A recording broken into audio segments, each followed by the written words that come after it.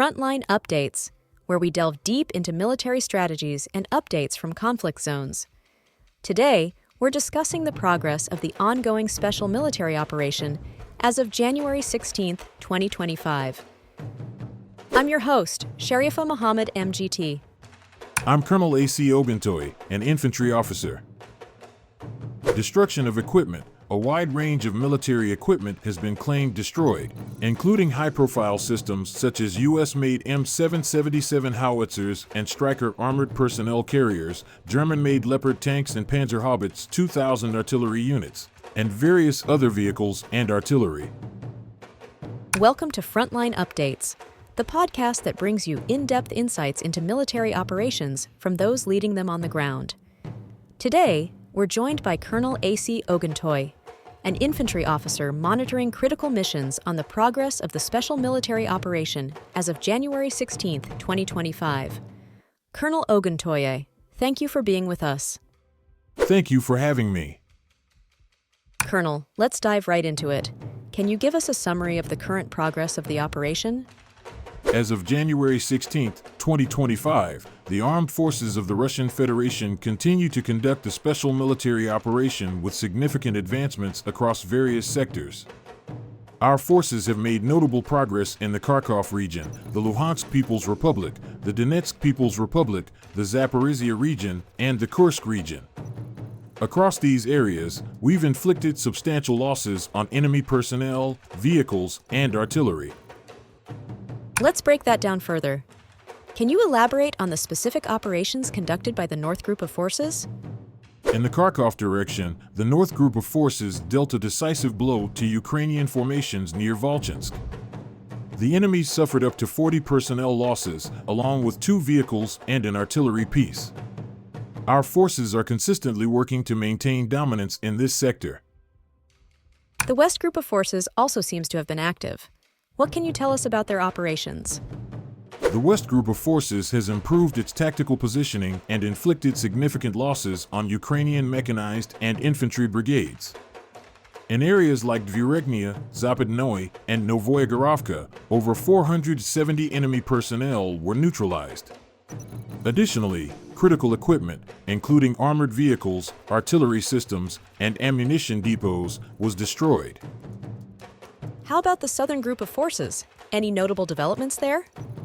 Yes, indeed, the Southern Group of Forces made strategic gains, occupying advantageous positions and engaging with 6 mechanized and 2 assault brigades. The enemy lost approximately 260 personnel, a tank, several armored vehicles, and U.S.-made M777 howitzers in areas like Kramatorsk and Chasiv Yar. It sounds like coordinated efforts are yielding results. What about operations conducted by the Center and East Groups? The Center Group of Forces continues to push deep into enemy defenses, targeting brigades in the Donetsk People's Republic.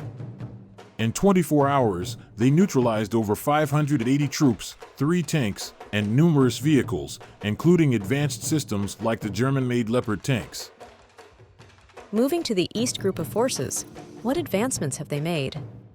Meanwhile, the East Group improved its tactical position and inflicted losses on Ukrainian mechanized and airborne brigades, destroying over 240 personnel and advanced equipment like the German Panzerhaubitze 2000 artillery system. Finally, what can you tell us about the DNEPR Group of Forces in the Zaporizhia region? Operations in Zaporizhia and Kherson regions inflicted heavy losses on the enemy, including up to 85 servicemen, vehicles, and artillery pieces. The group focuses on maintaining operational superiority, targeting critical enemy assets, and consolidating defensive and offensive positions to support broader objectives in the region. Let's talk about aerial and tactical operations. What role has the air component played?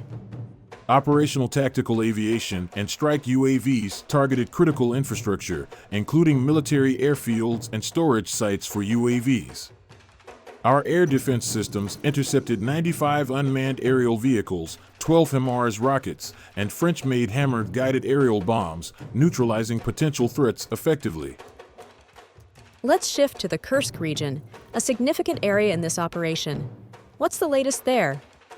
The Kursk region has seen intense operations. Units of the North Group repelled Ukrainian counterattacks, defeating formations including tank and mechanized brigades in areas like Viktorovka and Sudza. Enemy casualties in the past 24 hours exceeded 210 personnel, along with losses in vehicles, artillery, and mortars. Cumulatively, operations in this direction have resulted in the destruction of over 52,000 Ukrainian servicemen, 305 tanks, 231 infantry fighting vehicles, and significant amounts of other military hardware and infrastructure. Finally, what are the strategic goals moving forward in this operation? The operation aims to maintain pressure on the enemy forces, continue degrading their combat capabilities, and secure all targeted regions effectively. We remain committed to achieving operational goals while minimizing risks to our personnel. Colonel, thank you for providing such a detailed briefing on the current military situation. Your insights are invaluable to our understanding of the conflict's dynamics. And thank you to our listeners for tuning in.